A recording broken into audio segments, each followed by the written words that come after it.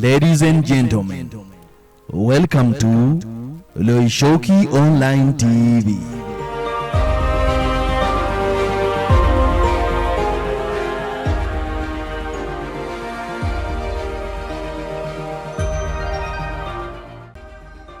Ladies and gentlemen, welcome to Loishoki Online TV.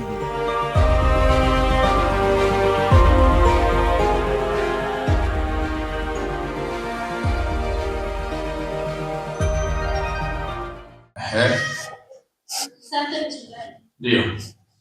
Swali langu ni kwamba juzi unatufundisha kuhusu ile kuchange sadaka kabla haijaombewa.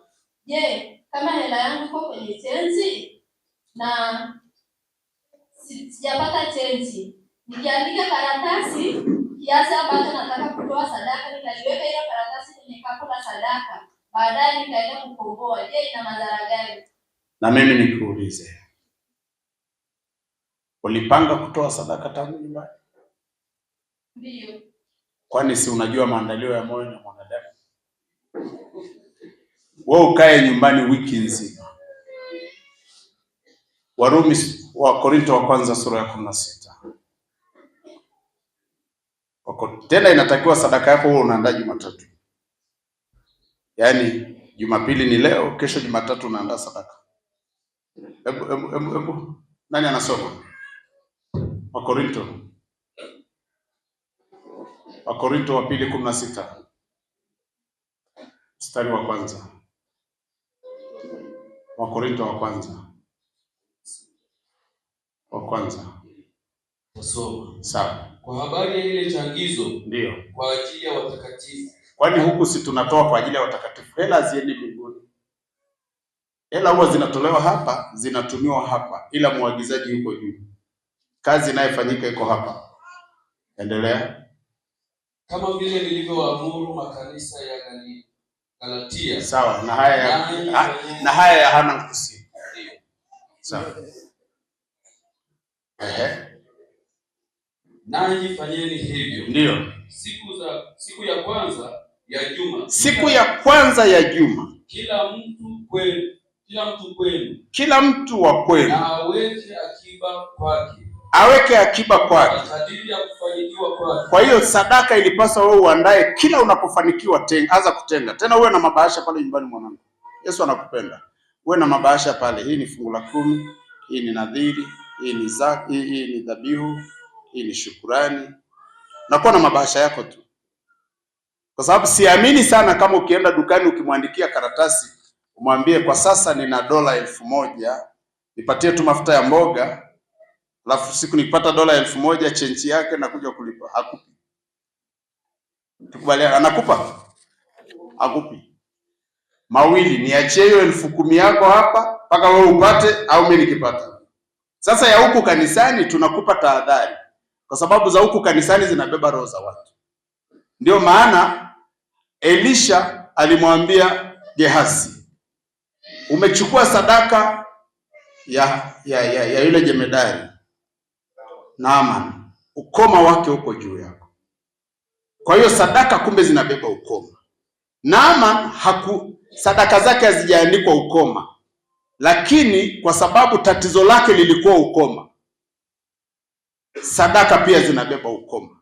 Mtu akiwa mwenye ukimwi akileta sadaka hapa anabeba na ukimwi, kwa sababu sadaka zimetoka kwenye moyo. Injili ya Mathayo ile sura ya 6 mstari ule wa 21 anasema iliko hazina yako ndiko kutakapo kuwepo na moyo wako.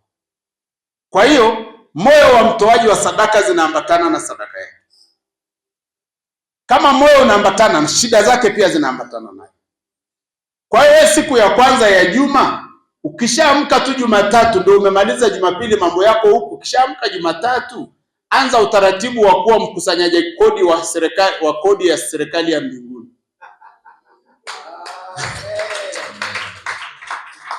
Unaelewa hiyo lugha kweli? Yaani kuwa mama na kupenda paka kesho. Kuwa. Umepata jibu? Ndio, hivyo.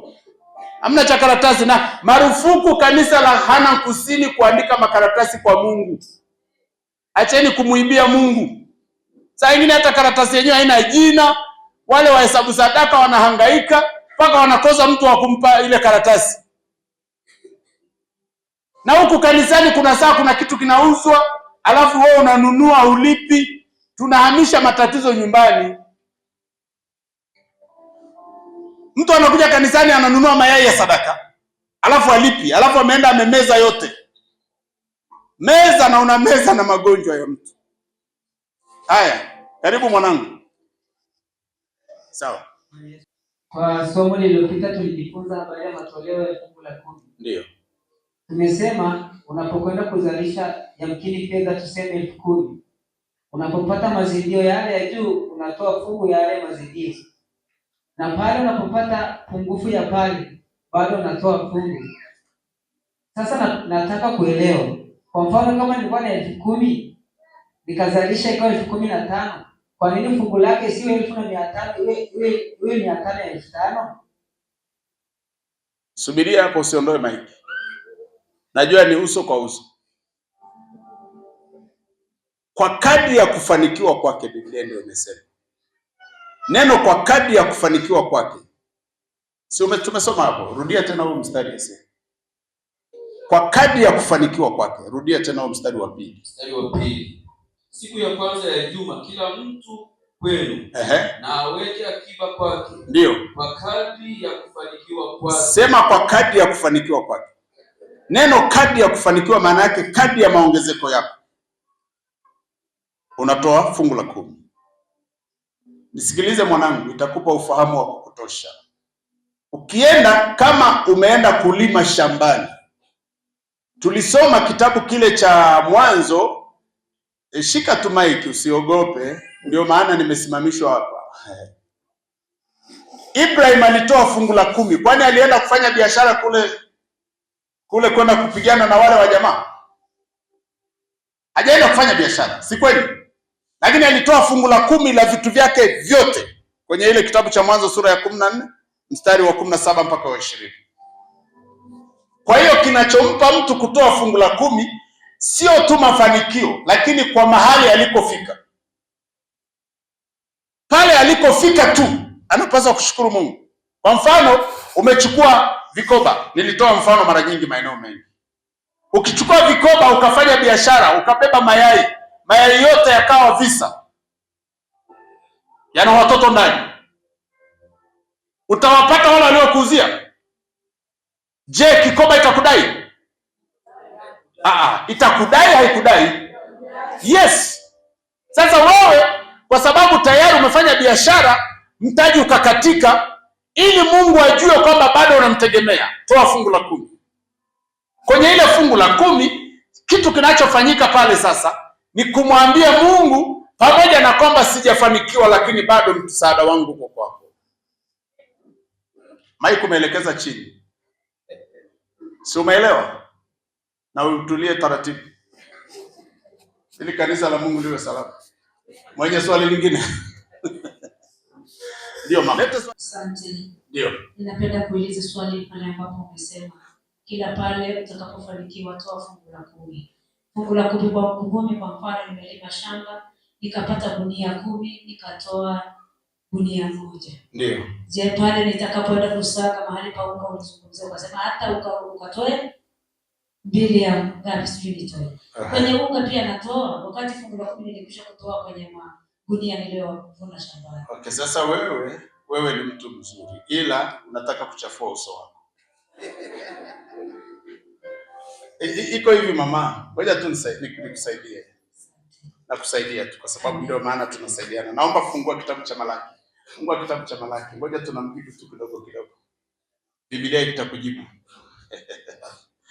Jamani, Bwana Yesu asifiwe. Nisaidie kurudisha hii. Asante. Malaki ile sura ya 3. Mstari wa 7. Mstari wa 7 tusome. Tokea siku za baba zenu mmegeuka upande. Ndio.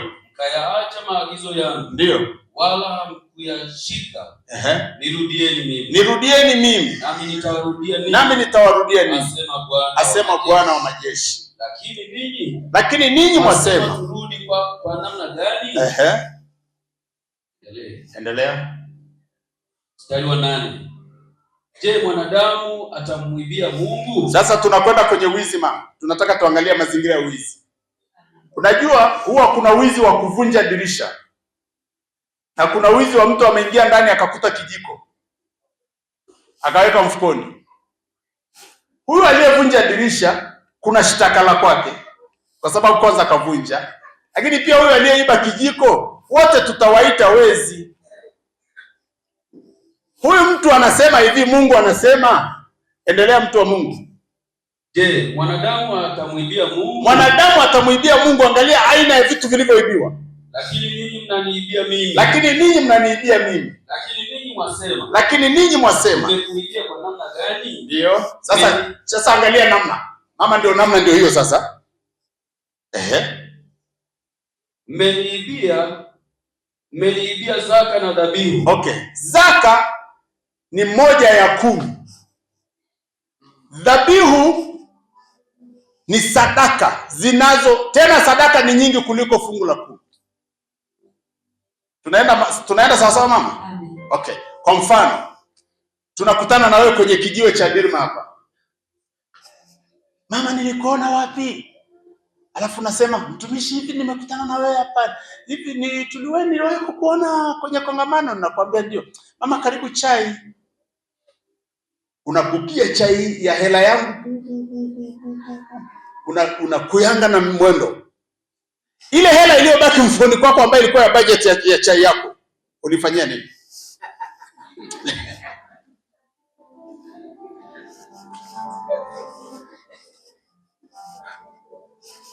Hajanielewa.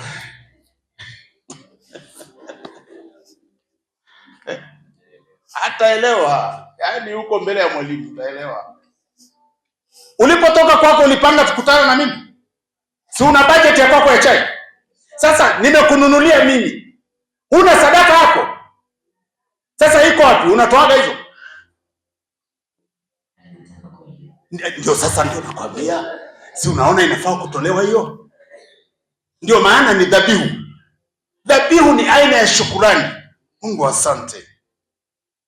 Asante, ndio zile unga. Asante Mungu. Hata nakula kuna mwingine hajala. Asante Mungu. Hata napata hii unga kuna wengine hawapati. Asante Mungu. Dhabihu ni kitu cha asante. Sasa wewe umekunywa chai ya mtu, saa nyingine amekunywa 10,000. Alafu kweli umejaza na tumbo yako, unatembea nyuma ya tumbo. Lakini zile hela ulizokuwa utumie hiyo nyuma ya tumbo unayo mfukoni, unafanya matumizi kabla hujatoa sadaka. Ndio amesemaje sasa? Amen. Umeelewa mama? Basi na ukae taratibu. Urefukage kidogo. Tukutana awamu ijayo wewe umerefuka.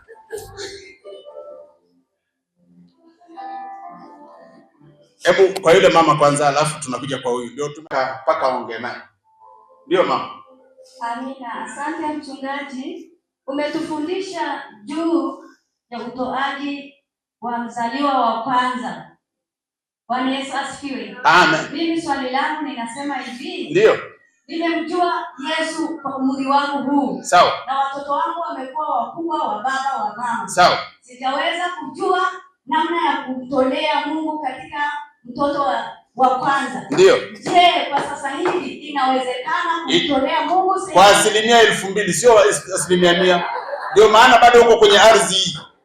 Na naweza kutoa kwa namna gani? Nakupa maelekezo, ni kitabu cha Kutoka sura ya 13 tu. Soma.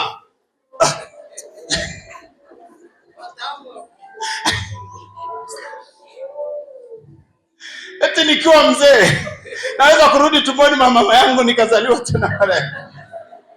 Kweli hao ni watu wa Kolosai hao. Soma. Mstari wa kwanza mpaka wa pili. Alafu uruke uende mstari wa 11. Kutoka 13. Mstari wa kwanza na wa pili. Ndio. Bwana akasema na Musa. Bwana akasema na Musa. Akamwambia. Nitakazie mimi wazaliwa wa kwanza. Nitakasie mimi wazaliwa wa kwanza wote. Kila afunguaye tumbo. Kila afunguaye tumbo. Bibi naye anataka asome ajue. Hii iko kwenye Biblia yangu kweli. Usikuta wachungaji wamepatana. Nafurahi sana. Aisee kutoka umeshinda kumwonyesha bibi. Nitakasie mimi wazaliwa wote. Kila afunguaye tumbo. Rudia tena bana, mstari wa pili. Nitakasie mimi wazaliwa wa kwanza wote. Nitakasie mimi wazaliwa wa kwanza wote. Tumbo katika wana wa Israeli. Kwa hiyo tumbo huwa ni nyumba ya mtu. Tumbo huwa ni nyumba ya Mungu. Ni nyumba ya Mungu kupitia mwanadamu. Akasema kila sasa anayefungua hilo tumbo, afunguaye hilo tumbo, kumbe ni nyumba imefungwagwa. Ndio maana sio kila binti anakuwa amezaa. Wale ambao bado hawajapata ujauzito, siku akipata ujauzito huwa haitwi binti tena, anaitwa mama. Hajanisikia? Mume wake naye anaitwa baba fulani. Sasa usije ukashika mtoto wa kondoo alafu na huyo. Wewe mwenyewe umeshamaliza hii sukari ya hii dunia. Sasa tafuta kondoo mzuri, njoo naye kwa Bwana ambaye unajua inampendeza nani? Kumbuka sadaka ni heshima. Kwa hiyo usitoe kitu legelege. Toa kondoo. Ukifika hapa, ukishamleta, mwambie tu kuhani wako. Si unajua leo tena na wao wamepata la kwao. Sio sasa hautamkuta shemasi, utamkuta mchungaji.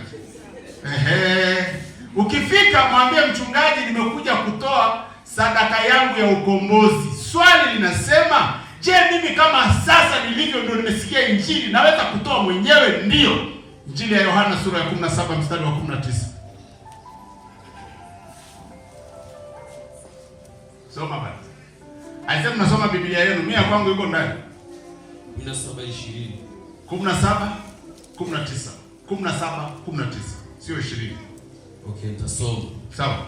Kwa ajili moja mama ameweka miwani kwenye macho.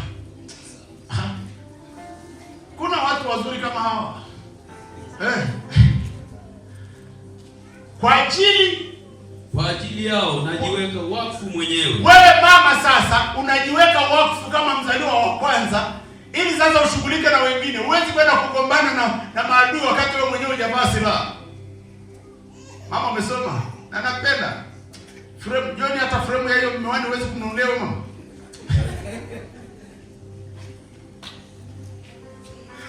Yesu mzuri. Shika jirani yako mwambie Yesu mzuri. Kumbe huku kuna wasomi wa Biblia, Yesu na Maria na Yosefu.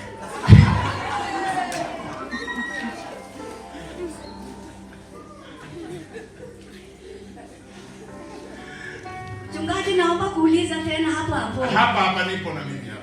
Je, huyo mzaliwa wa kwanza kama yuko karibu na mimi nimpeleke kanisani? Unampeleka ili aombewe? Ndio. Ndio. Kisha kaa taratibu, kiti sikujike.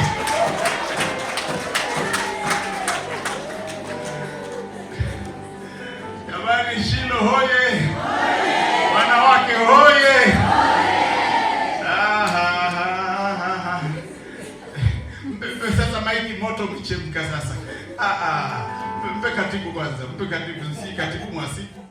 Ni bibi yake. Lakini ngoja tumkamilishie mama, kwa sababu anaweza akasema ni agano la kale. Injili ya Luka ile sura ya 2, soma tafadhali. Ngoja tumhamishe tumlete kwenye agano analolipenda yeye. Unajua kuna mtu anasema mimi ni wa agano jipya, mimi ni wa Yesu, mimi si wa Musa. Sawa. Luka sura ya 2 mstari wa 22 na mpaka 24. Tasoma. Ndio. Kisha zilipotimia siku ya kutakasika. Zilipotimia siku za kutakasika kwao, kama ilivyo Torati ya Musa. Kwa hiyo Yesu alipokuja alipita ile njia aliyotengeneza Musa. Huyu ndio uzuri wa injili bwana. Ile njia aliyopita Musa alisema sipishi hii. Ndio maana agano la kale ni kivuli ya kutuleta upande huu. Sema amen. Kwa hiyo Yesu alipokuja mama yake na Yesu na baba mlezi anayeitwa Yosefu. Zilipofika siku ya kutakasika kwa mtoto, wakamleta kwa Bwana kama ilivyo sheria ya Musa. Bwana Yesu asifiwe. Kumbe sijainuka bure. Kulikuwa kuna watu wataondoka hapa wamekula koroko yetu. Mchungaji amesema uongo, amesema atatuuliza maswali alafu hatujatuuliza. Asante Yesu, maana umeokoka. Sema amen. Endelea mpaka 24. Walimleta kwa Yesu, walimleta madhabahuni. Kama ilivyo torati ya Musa, walikwenda naye hata Yerusalemu. Ndio, wakamweka kwa Bwana. Sawa. Kama ilivyoandikwa katika sheria ya Bwana. Kama ilivyoandikwa katika sheria ya Bwana. Kila mtoto mwanaume aliyekifungua mimba. Kila mtoto mwanaume aliyekifungua mimba kwa mamaye. Ndio. Na aitwe mtakatifu kwa Bwana. Na aitwe mtakatifu kwa Bwana. Wakamtoe na sadaka. Wakatoa na sadaka. Kama ilivyonenwa katika sheria ya Bwana. Kama ilivyonenwa katika sheria ya Bwana. Inatosha, tafadhali. Tafadhali. Inatosha. Sasa pale akasema kila mtoto mwanamume. Kwa hiyo walokole wakizaa watoto wa kike watoi. Wagalatia sura ya 3 mstari wa 28.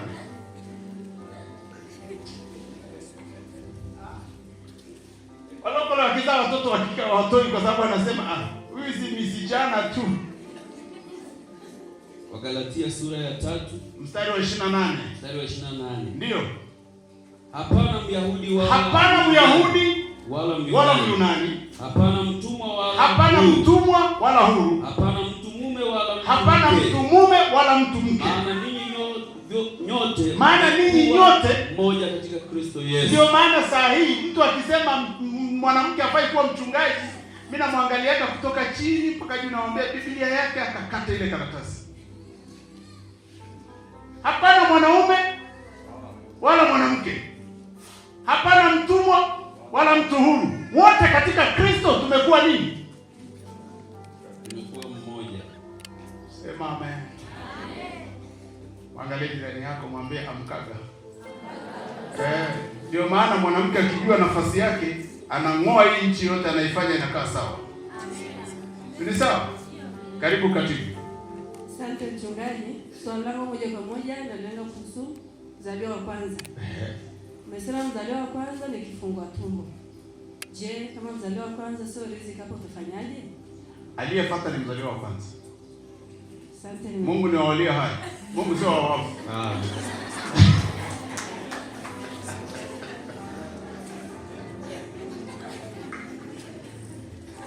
Bali Mungu ni wa wafu. Msinipige mawe jamani. Ndio hivyo tu basi, ndio Mungu amenigawia kaneema kidogo. Mungu ni wa walio hai.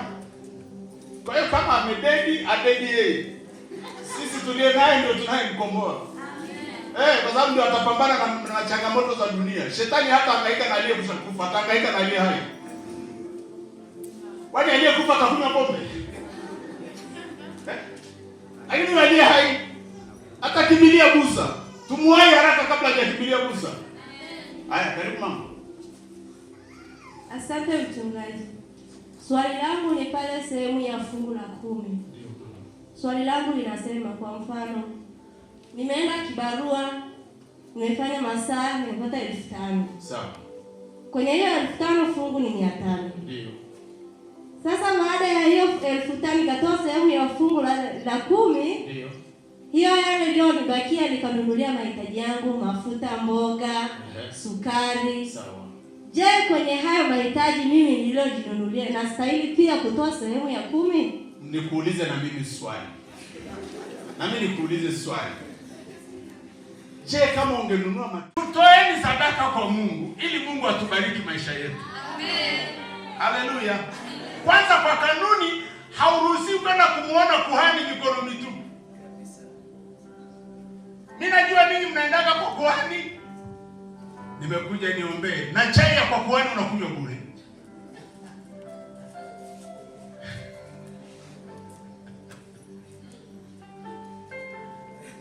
Na hata uendaje kumsalimia umpelekee kitu. Bwana mama umerudisha maiki haraka. kijana alafu ulete hapa. Alafu itakuwa mwisho. Karibu. Bwana Yesu asifiwe. Na mimi sasa nimepata swali, japo nimesikia mengine mengi nimeelewa. Sawa. Sasa sijapata sehemu fulani ambayo sasa inanipa maswali. Sawa. Sasa nyumbani tunafuga wanyama wote. Sawa. Sasa kuna wanyama watatu tunawafuga, lakini mimi sijui wafanye gani. Sawa. Paka na mbwa na nguruwe na punda. Na hapo kwa tumesikia kwamba punda unamkomboa, lakini isipowezekana unamvunja shingo. Nguruwe unakulaga hela yake au ulagi? Unakulaga. Ila ya mbwa ulagi. Ya mbwa silagi.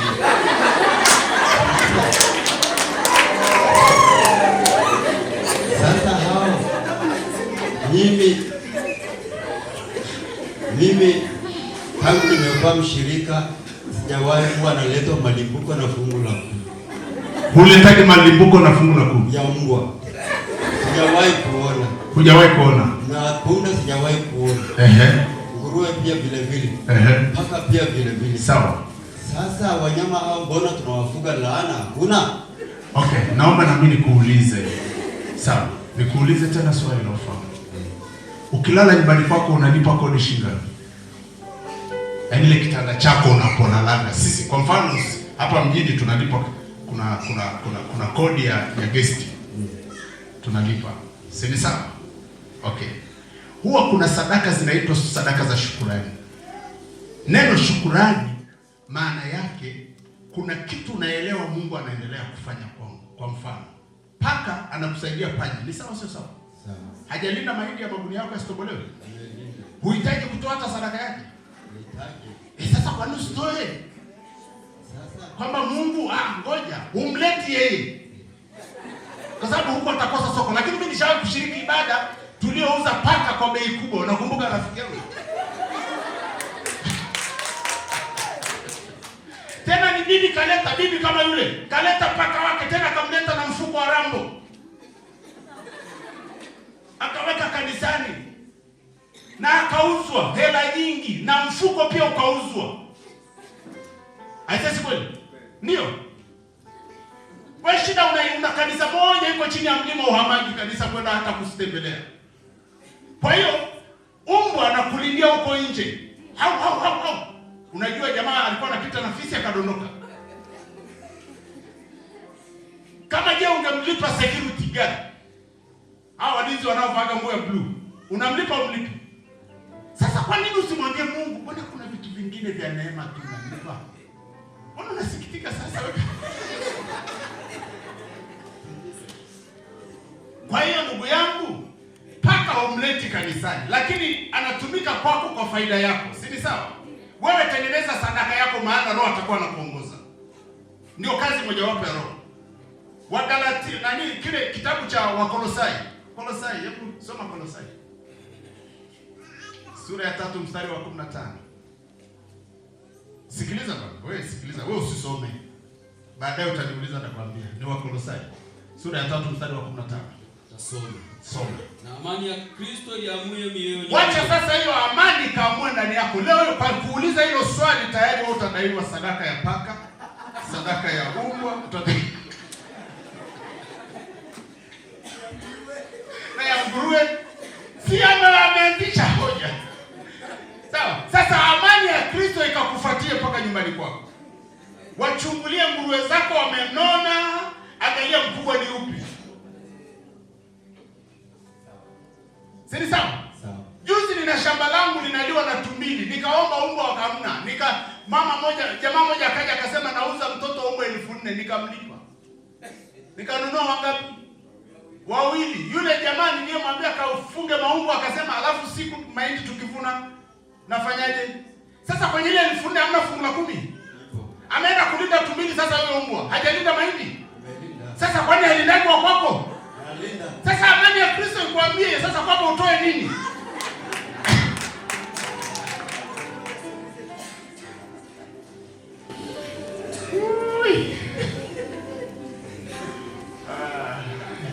Aya mama, karibu bwana.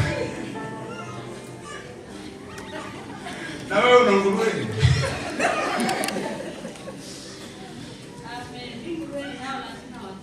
Unawatoa ila paka na nguruwe sijatoa. Sasa kwa hiyo kuanzia sasa hivi usiwe mhalifu tena. Ulikuwa ujui.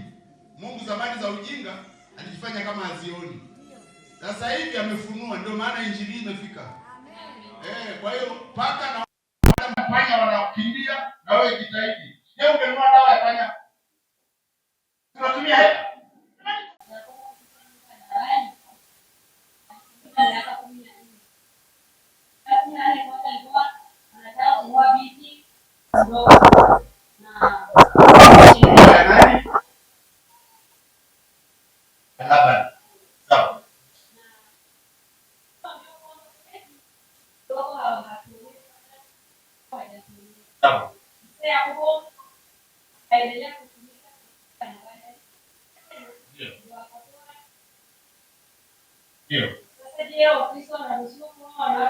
Hawaruhusiwi.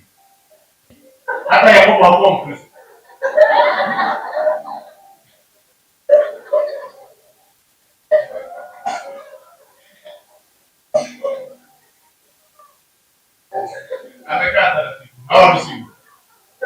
Hawaruhusiwi. Hawaruhusiwi. Hata Yakobo hakuwa Mkristo. Hakuwa Mkristo? Ndio. Bwana Biblia inasema Yakobo alibarikiwa kupitia Labani. Labani usikose. Labani. Ndio. Sawa. Ndio. Kwani ngoja nikuulize. Kwani unafikiri wewe mpaka mama yako amekuzaa? Kwani alikuwa ameokoka?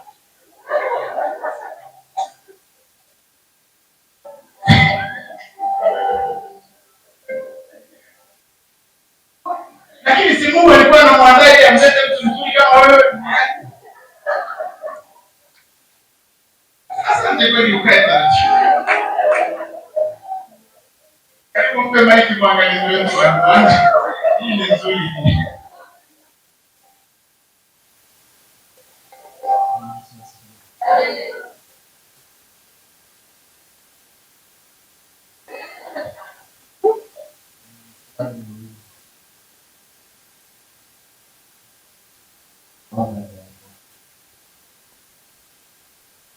Natoaje? Kwanza la pili pale kwenye nikijifungua. Watu wamekuja kweli kumsalimia mtoto, wameleta zawadi. Wakati mwingine wameleta nguo ya mtoto. Ndio. Sasa zile nguo za mtoto unafanyaje? Nipeleke kanisani pia? Nguo. Sawa, asante. Kaa tu taratibu. Bwana Yesu asifiwe.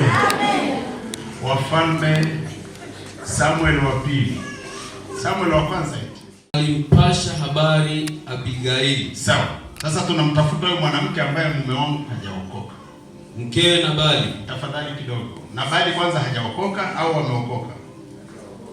Hajaokoka. Ripoti mbaya imefika kwenye familia yake. Aikamkuta mwanamke aliyejitambua. Sikiliza anachofanya. Wanawake msitudanganye. Eti kwamba siwezi kutoa fungu la 10 kwa sababu mume wangu hajaokoka. Wewe mwongo wa dunia wewe. Wala una hata akili. Wewe ni jambazi tu mwingine.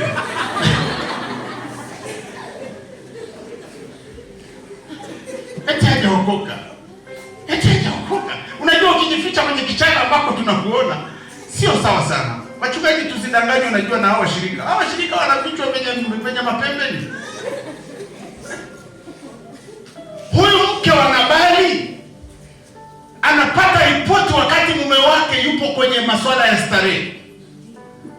Kumbukeni, nisikilizeni kwa makini. Na taarifa iliyofika ni ya kuangamizwa kwa nyumba yake.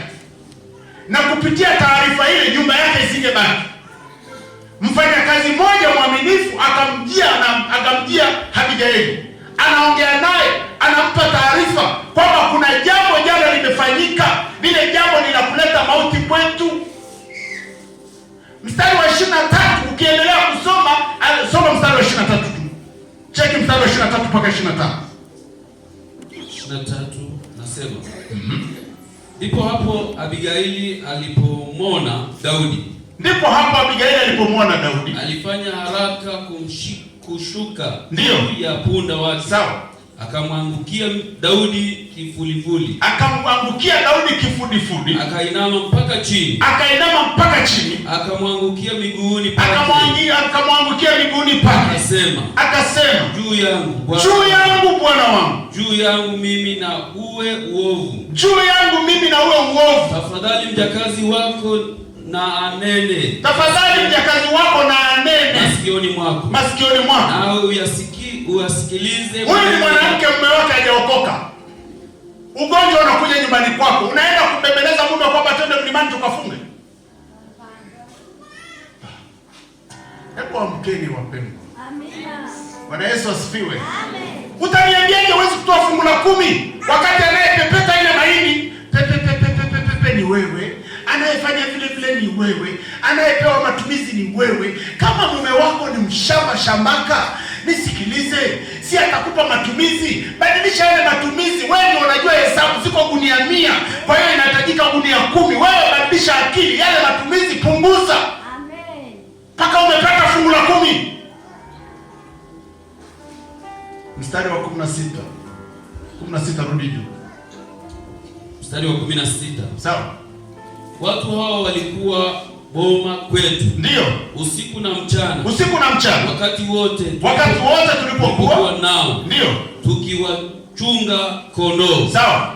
Basi sasa ujue na kufikiri. Ndio. Utakayotenda.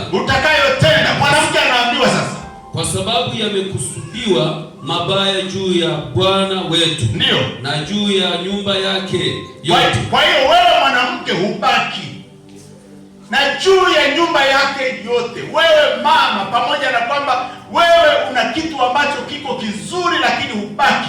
Sasa unapokataa kutoa fungu la 10 kwa sababu mume wako hajaokoka, mimi nakushangaa. Mwanamke yupi apewago matumizi hapa? Anyosha kidole nimwombe leo. Yupi apewago matumizi? Alafu huyu mume ni huyu ambaye nitamgeuza kama tairi iliyopata pancha. Unaweza kuomba vitu vingine alafu ukashinda kuomba ukalipa fungu la 10. Umpendi Mungu. Mstari wa 18. Ndipo Abigaili akafanya haraka akamtwaa mikate 200. Amepataje yule mwanamke? Mikate 100 ngapi? 200. Wewe wapako na Nabali, nani tofauti? Tunamuuliza mwanamke wa Hana Mkusi.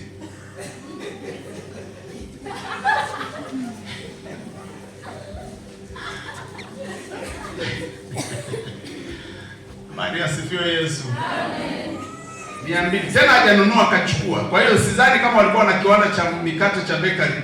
Kwa hiyo lazima ameenda kutafuta kununua. Si sawa jamani? Sasa nisikilize. Kwenye swali la pili zimeletwa nguo. Wewe changanua. Kuna ile Wakolosai tuliyoisoma sura ya 3 mstari wa 15. Ilisema na amani ya Kristo iamue mioyoni mwenu. Je, mama wewe uliyesukuma mtoto je, unaridhika hizo nguo uzitumie zote au kuna kitu Mungu anakunong'oneza? Unajua sadaka inataka wewe unaipenda pia. Moyo wa kupenda uliagizwa kwenye sadaka. Jamani, haleluya. Bwana Yesu asifiwe. Simama nimshukuru Mungu. Siendelee na maswali. Tutakuja kukuuliza, je, kwa nini wanaume wanavaa suruali?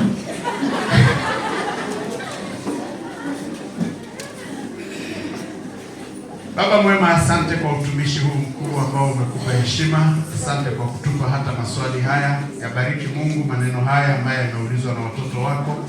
Hebu ninaomba uwasaidie Mungu, bila kujali walikokuwa na waliko mahali sasa na wanakoelekea. Ni majibu ya kwako Mungu ndio unayewapatia watu hawa. Neema yako ikawaguse, watembelee, wape kuona vitu vingine vipya. Kupitia maswali haya waongeze watu hawa. Ninatamani nikirudi mwakani nikute kanisa limebadilika kwa kiwango kikubwa, na jina lako likainuliwe zaidi. Utukufu ukapate kuonekana juu ya watu hawa. wataondoka baadaye. Uwepo wako utembee pamoja nao, wasiondoke kama walivyokuja. Yale mizigo waliotua kwako, Yesu wape uwepesi kwenye mioyo yao, watembee na wewe, wakutane na uchaji wako hata kule manyumbani. Waliokuwa hawana heshima wakapate heshima, waliokuwa wameonewa wakarudishiwe haki zao katika jina la Yesu. Wasimamisha kwenye zamu zao kama ulivyomsimamisha Debora, na hiyo utukufu kwako, wawe wakombozi wa nyumba zao kama alivyofanya Abigaili. Jina lako na lihimidiwe milele, kwa sababu wewe ni Mungu ni hai. Katika jina la Yesu Kristo, na watu wote tuseme amen. Amen. Ladies and gentlemen, welcome to Loishoki Online TV.